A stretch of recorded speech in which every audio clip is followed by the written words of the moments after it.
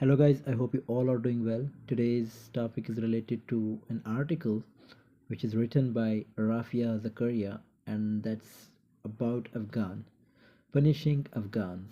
As you know, 2 days ago in America, two guards were gunned down. So this article is actually related to that. A man identified as Rahmanullah Lakanwal may have doomed the fate of all Afghan refugees in the US. This week, just as Americans were rushing to travel for the Thanksgiving holiday, a shooting took place at a metro station close to the White House.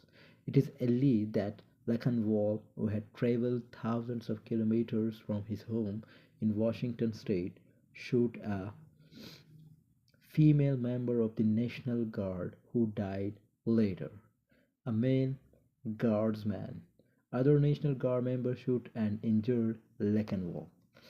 Ending the attack, National Guard members have been deployed in Washington, D.C. since the past several weeks on the orders of President Donald Trump to address what he has called a crime emergency. Reports reveal that 29-year-old Rahmanullah Lakanwal, who entered the US in 2021 through the Operation Ali's Welcome Initiative, was granted asylum this year. He had worked with the CIA in Afghanistan before the Taliban returned to power. This fact is of no use to the Trump administration that has pounced on the attack as a means of questioning the entry of Afghan refugees fleeing Taliban rule into the US.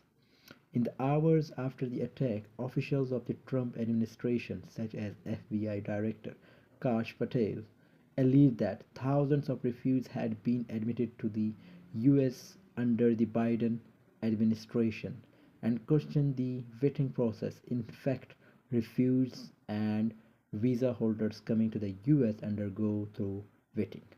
Politically, the spin on the unfortunate and tragic attack has provided Trump an opportunity to reinforce his anti immigrant rhetoric, a welcome break for a beleaguered administration under criticism for its poor economic numbers. In the immediate aftermath of the attack, Trump stated, "We must now re examine every single alien who has entered our country from Afghanistan under Biden, and we must take all necessary measures to ensure the removal of any alien from any country who does not belong here or add benefits to our country." He said, "If they can't love our country, we don't want them." The crackdown then proceeded swiftly. In a post on X, the United States Citizenship and Immigration Service announced that processing of all immigration requests relating to Afghan nationals is stopped indefinitely. Media reports say the pause is likely to affect all Afghan nationals trying to stay in the US by seeking asylum or even through a green card. It will even affect Afghans who helped the US in its 20-year war in Afghanistan. Many of them remain stuck in third world countries, waiting for their visas to be processed through the special immigrant visa program, and of the few pathways left for Afghan refugees who were promised safely in the US for their role in the war.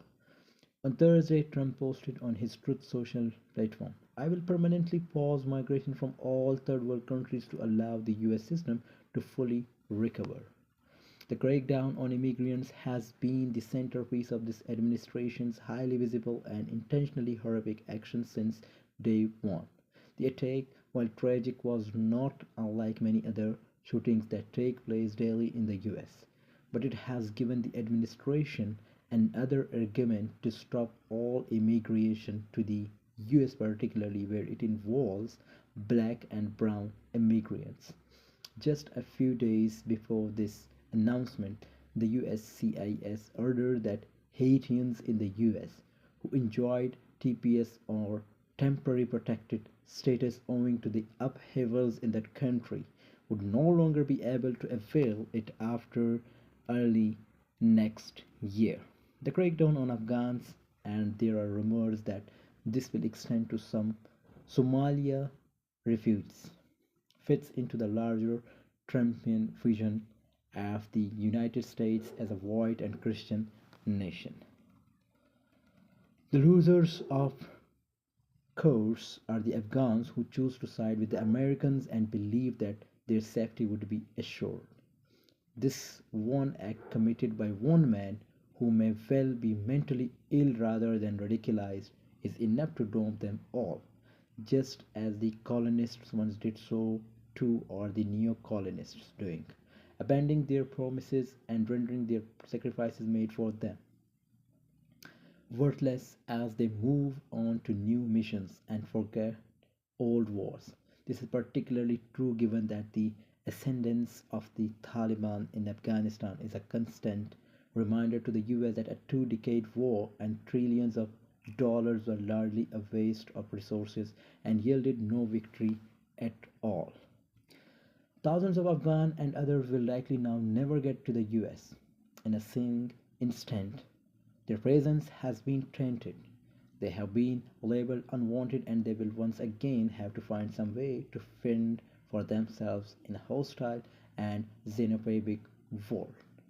I hope this video has been helpful for you. And what do you think about this incident?